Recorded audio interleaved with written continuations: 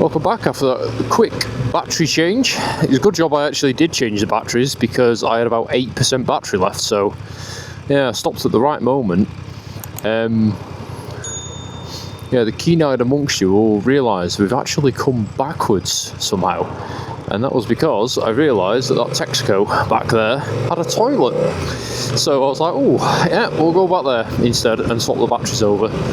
And yeah, got talking to a couple of the bikers there. There was all those Husqvarna motocross guys were all there as well. So there was quite a lot of them actually. So there was the two that we saw obviously that came past us, and then there was loads of other guys on like these, I think they were like Hondas and Yamahas and stuff, like all motocross bikes. So there's quite a lot of bikers there. So I actually went to a wedding there a couple of years back. I was wondering where that was. I completely forgot where it actually was. But yeah, Llangollen, lovely little place. Also has a Texaco that sells cream eggs, which is always a bonus. Look at that. Love having a little fake fucking speed camera at the bottom of your garden. You've got to be a next level dickhead to do that. Like that's not like a standard normal human thing. They do make me laugh though when you see them kind of things. So it's like a Blue Peter project. They've obviously made it out of like cardboard and everything. Oh, look at that valley. That's nice, isn't it?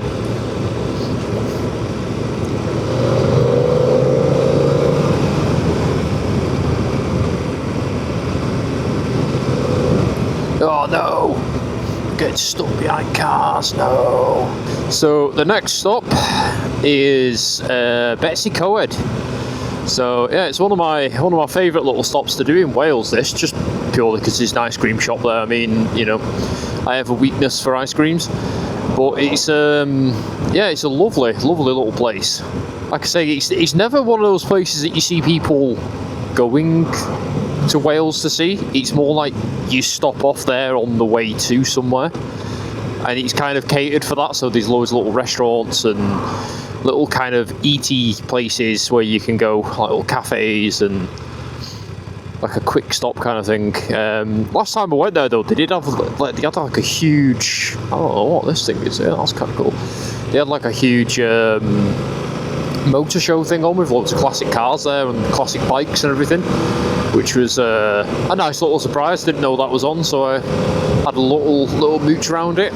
But yeah, it's just, you know, if I didn't have a bike, I would never explore any of these places. That's what I love about owning a bike, really.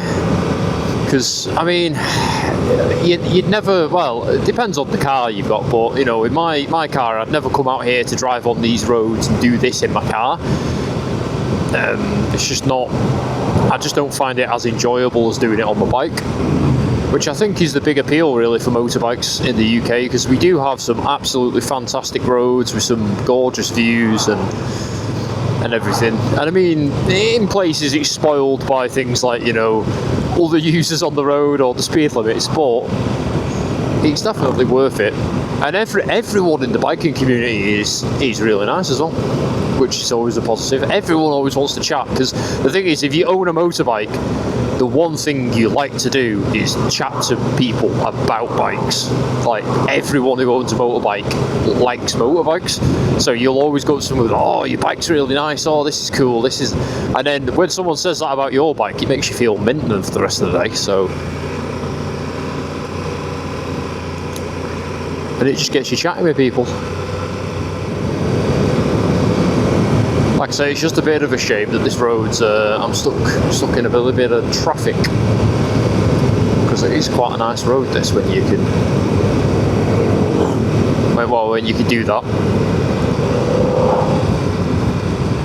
That's a big old mountain or hill or whatever the hell you want to call it. That's bloody huge. See, this would be a perfect overtaking spot, but I can't do it because it's solid white lines. Which is great. And then they'll get rid of the solid white lines on a corner, and you're like, oh, right, yeah, I can overtake now, but who's going to be overtaken on a corner? Nobody. Cars are speeding up a little bit now though, so at least we're getting into the 50s rather than the 30s, which is what we were in back there. I do miss an old inline 4. Like, my inline 4 was a lovely bike. That Honda Hornet, it was such a nice bike to ride, but there just wasn't any character to it. That was the problem that I had with it. It just kind of, it felt a bit boring after a while, whereas this, like, there's tons of character to this bike, which is weird as well, because one of the things that kind of you hear about off a lot of people when they're doing reviews of this bike is that it's not very exciting. Like, it's kind of like a jack of all trades, this bike, but that's what I think makes it good, because it's got really good miles per gallon, which allows you just to kind of go out for a ride nice and cheap. You can go a lot further on it, you know, you're getting way further mileage on per tank. Even though it's a small tank, it's only like a 15 litre tank, it does way more mileage than your bigger tourer bikes. Like, you get about 250 miles of a tank on this, and it only costs you about, well, current prices it's about £4,000 to fill up a tank, but when it was back as a reasonable price, I could fill the tank from literally empty to full about £17, I think it was costing me. So that's pretty reasonable for a full, well, a couple of days out riding, really, because you're not going to be doing, well, most people don't do like 250 miles in a day. Plus, it's got that really nice twin grunt to it. It's, you know, there's a load of power in this bike. It's very comfortable. Once you buy a new seat, the standard seat was, my god, which I have discussed on other videos. And even this seat, I've got like one of those Wunderlich comfort seats, I think they're called. It does get a little bit like uncomfortable after a couple of hours of riding, but nothing compared to the stock seat. The stock seat was, you were riding for about 15 minutes and you were done. So if you are looking at getting one of these F900s or an F900 XR as well, like mine, then definitely look for one that either comes with a different seat. Most of them do, for a reason.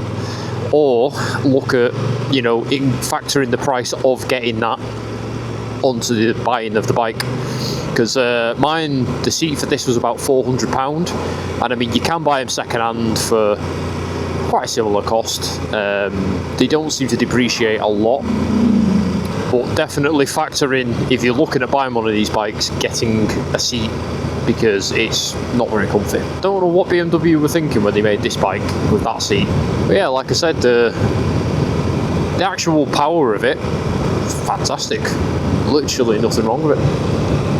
And like, I've owned the bike for a year now, and I feel completely comfortable on this. When I first got it, I was a bit iffy. It took me a while to kind of get used to everything, but now I'm a lot more comfortable on this than I was on my Hornet, which I owned for 7 years. And I mean, that bike, I could do pretty much everything but cornering. Yeah, cornering wasn't nice in that Hornet. This corner's lovely. It's nice and chill going around all the corners. It's like a fucking rabbit riding that bike there. Yeah, it's just a shame that someone's doing 30 mile an hour ahead here, because it is 60 all the way down this road, and there's a car right down there that you can see that is doing about 35 mile an hour and ruining the fun for everyone. Right, well, we're starting to get signs for Betws-y-Coed now, which is good. Look at this, right, so they were doing 35 mile an hour on the 60, and now that we've gone into a 40, they've gone down to doing 10 mile an hour or something. Like, oh, I'm doing 20 mile an hour here. It's a 40 this road, come on. Good news is,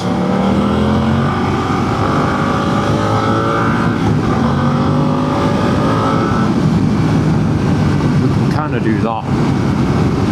See, it's a 60 all down here, and I understand people wanting to go a bit slower at parts, but that was taking the piss what they were doing speed wise.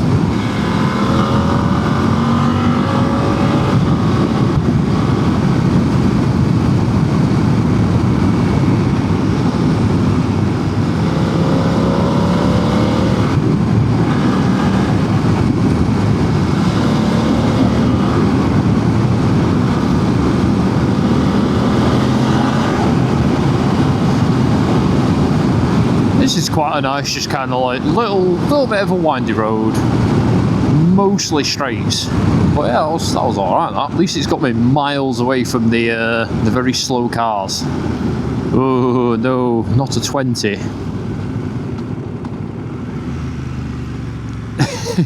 He's basically like stopping. You just have to like look at this. Avoid whatever the hell that thing was that was flattened on the floor. So you're slow enough you can say hello to people if you feel like it. Don't know what this place is. It's quite a nice little town.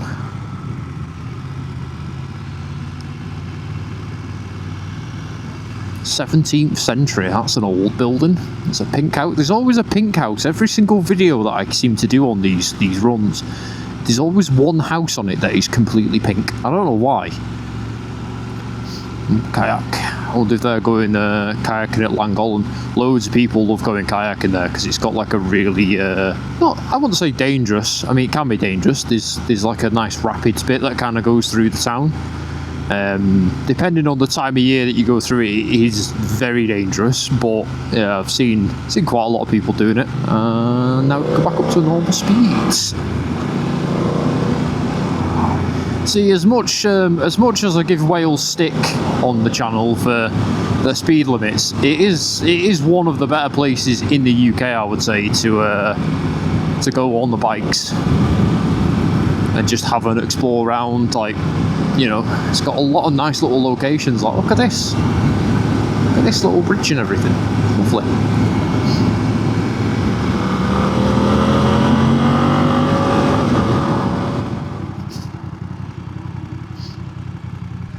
Yeah, if I lived in Wales, I would 100% have like a little scrambler, I think. I'd be definitely off and out and about on that all the time. There's loads of green lanes and everything around here to do. Tons and tons of bikes out. They've all emerged from hibernation for the winter.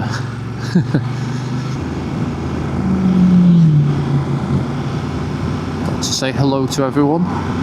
There's a bit of a straight coming up here, it looks like on Google, so we might be able to overtake this van. And then the camper van.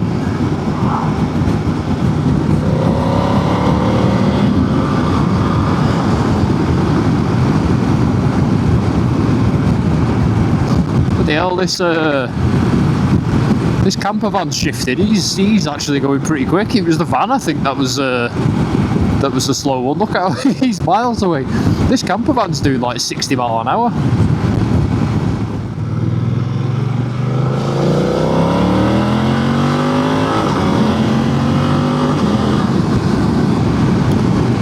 I forgot to do as well in that stop, that little pit stop that I had. I forgot two things that I said I was going to do, other than change my battery on the camera, which was change the throttle on this, so that it stops flashing at me when I'm doing like 4,000 RPM or whatever it is. I don't know how I've put up with it for a full year of it doing that, but somehow I have. And then I was also going to test out the Pro mode, see whether the Pro mode does anything different. I think I'll do it we'll do it at Betws-y-Coed when we stop there. I need to remember to do it there. The only thing is, I don't know if I can turn the Pro mode on. You have like a little stick thing which you need, that you plug in underneath the seat to like do something with it. It's been done already by whoever owned it previous to me. I just don't know whether you need that every time you turn it on, or change with it, or mess with it or something. I'm not 100% sure on that really.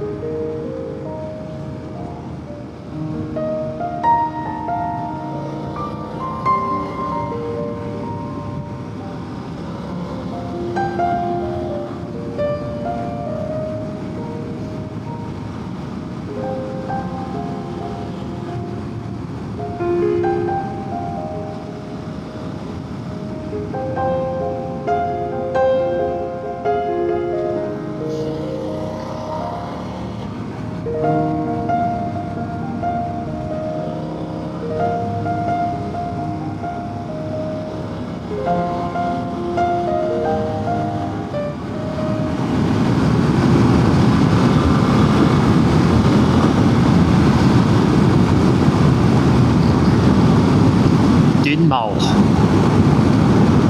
That's a cool place name. But yeah, this is one of the reasons why I like this route, because look at how open and wide this road is.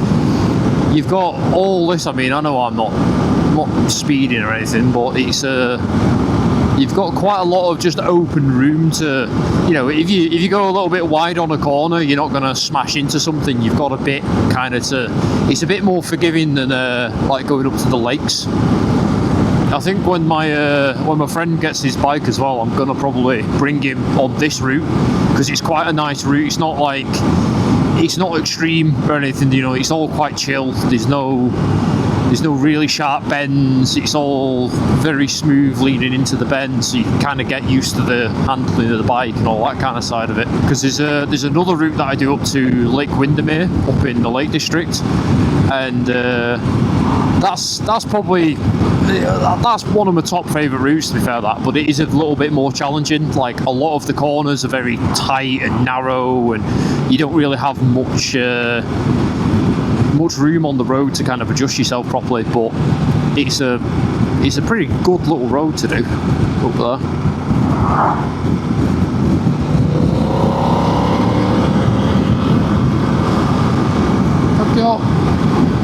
See, occasionally you get a nice person like that who actually signals when you can kind of go past them, which is always appreciated. 40. Let's drop into 44. Dragonfly Cafe. It's probably that cafe that's put that there, that 40-mile-an-hour sign, just to get people to slow down. Oh, there's a go-kart in place. What? They'll do his go-karting up here. I completely missed that last time I came up this way. I mean, I'm wearing all the gear. Let's go go-karting. Look at that. See if you can see the track. Oh yeah, look, it's a proper thingy track as well. That's sick. I like that. Yeah, so there was no reason for that speed adjustment there. It's just getting you to slow down so you see the see the cafe and the bloody go-karting place, and you're like, oh, actually, should we go go-karting into a cafe?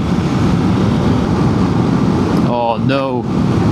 Oh no, I could see something ahead I did not want to see. Oh no. Oh wait, I think he's actually turning, so we might be alright.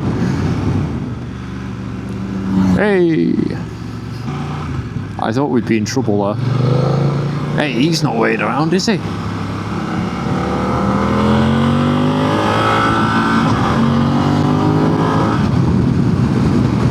Top road, this. Quite like this road. It's like I say, it's just a bit of a shame it's only, well, I mean, it's only a 60, but saying that, I think it's plenty fast enough, really. What are those Land Rovers there? There's like 6 of them in a go. Must be some like off-roading experience, or an experience like an off-road group or something, group of people. I'd love to give that a go, to be fair. It looks like it'd be a right good laugh. But yeah, I'd love to give that a go. I mean, I wouldn't like to do it as like a hobby kind of thing. I wouldn't like to have my own vehicle doing it, and because you just get stuck with all the repair fees then for when you break your car. But I'd love to go give it like a day, just going off out and about, exploring, doing it. Like, I have discussed with one of my mates actually doing like the motocross version of it. There's a place up in Preston, I think it is, Preston or Chorley, I can't remember which one. And we were looking at that because it's about £280 per person, but you get a full day doing it. And you go off doing all the green lanes and everything, which I'd love to do that. It'd be alright. I mean, I've got literally no experience off-road other than just kind of pissing about on this, going off-road sometimes. I say off-road, like, it's not really proper off-road what I've done on this. But yeah, I'd love to give it a go. I might have to look into doing it and then maybe can video it for the channel. That'd be quite good. I'm half tempted on the way back to go through Llandudno, because I literally used to live there as a kid, like all the time. I used to go there, my grandparents. Lovely place. We used to know there's a couple there. They're called Beron, and I can never remember the woman's name. I think it was was it Charlotte? I can't remember. But yeah, we used to stay in their hotel for like a weekend occasionally. Yeah, it's a nice little place, to be fair. It's a definite like retirement home. There's a lot of old people there. It's got a nice little dry slope as well for snowboarding. It's all right. I always preferred Conwy myself. Conway's cooler just because it's a castle, it's just a castle town, which there's not many of them in the UK. I can only think of like a handful of them. Like you've got like Edinburgh's one. You've got York kind of. It's quite a big castle town that though. It's a big, and then Conwy is literally the whole town is the castle. For those who have not seen it before. How sharp is this corner? I don't think it's that sharp actually. No, it's not. It's always difficult to tell, like when you see like corners on Google Maps and then you've got these signs saying, oh, go slow, and then you're like, is it actually like a sharp corner or is it just kind of like a bit of a windy one? Like there's a sharp corner coming up around here, which I can see. So I will slow down a bit for that one.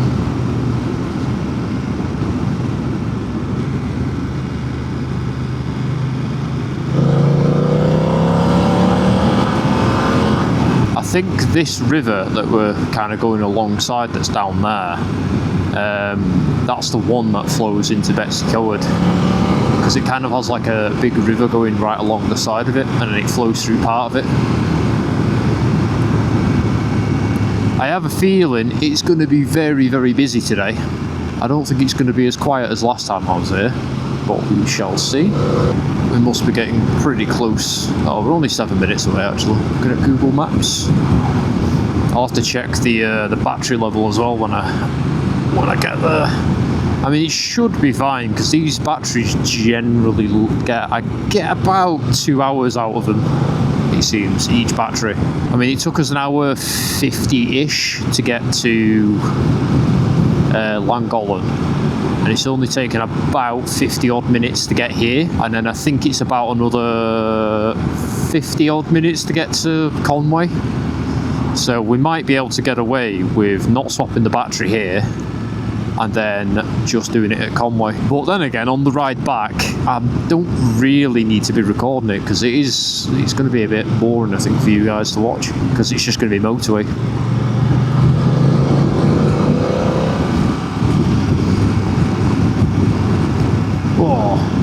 I think that's the stop last time that I wanted to get a picture of the bike for to put on Instagram, and yet again I've forgot to stop.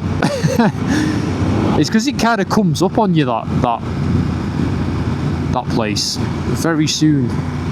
So I think what we'll do is I'll see whether we can I'll see whether there's another one, but I remember saying that last time. I remember saying, oh, I'll stop at the next one, and then there just wasn't another stop. Because it's a cracking shot, that it's a cracking like picture. So look at that big open valley there. It's like yeah, I had like a really weird thing that happened last time I was in Betws-y-Coed on the bike. I was, like I say, I was off exploring.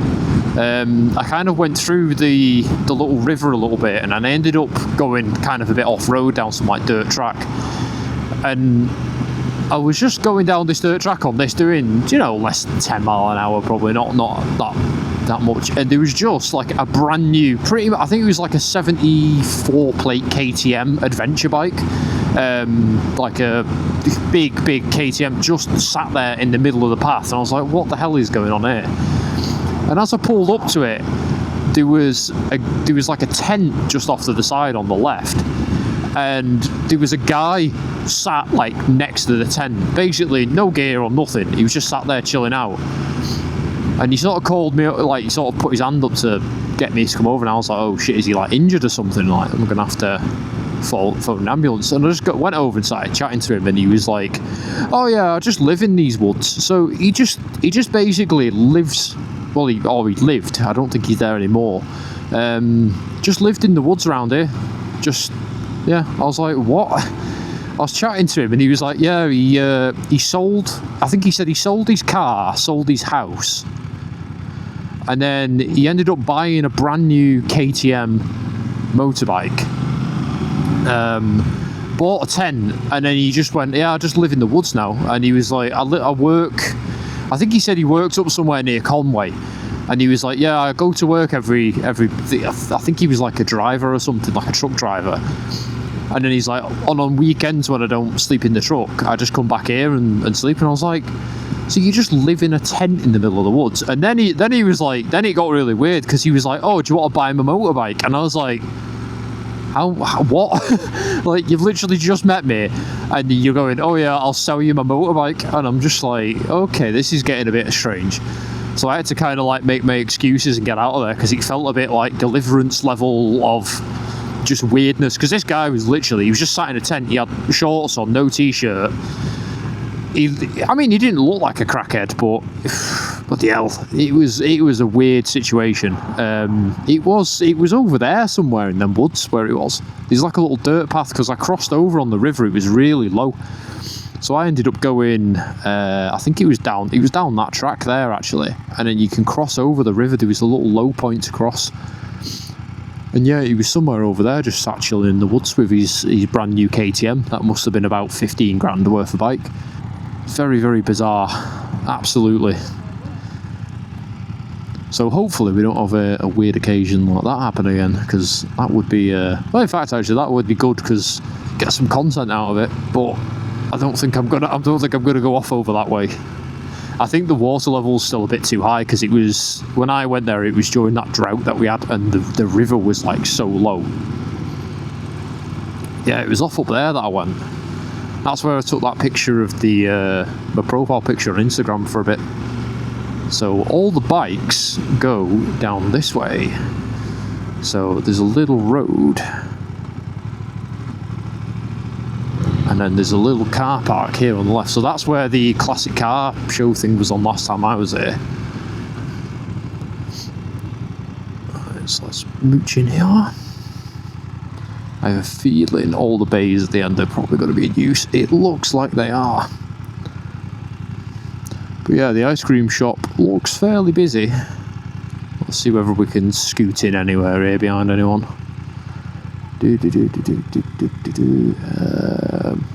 We're not getting in. Oh yeah, we are. Guy just took the picture. That's all cool.